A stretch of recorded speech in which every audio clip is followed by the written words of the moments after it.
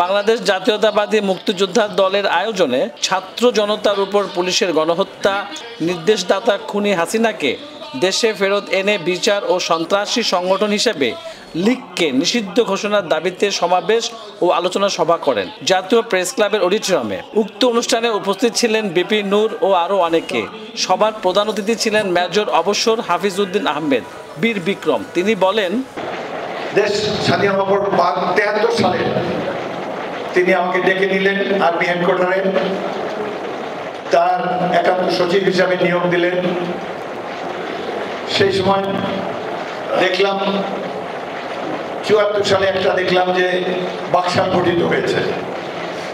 একদিন অফিসে গেছি, জার্নালিস্ট দিয়ে বসে আছেন, উনি করাচিতে মানুষ, বাংলা পড়তে পারতেন না ঠিক মতো।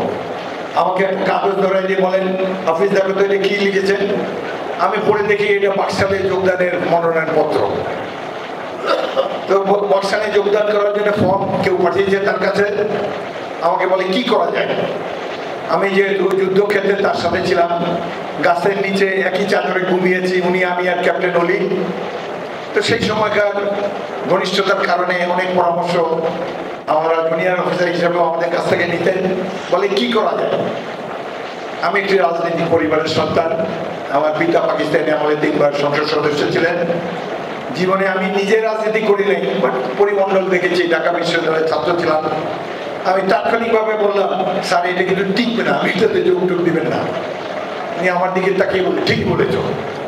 ওটাকে ওয়েস্ট পেপার বাস্কেটের মধ্যে ঢুকিয়ে দিয়েছেন।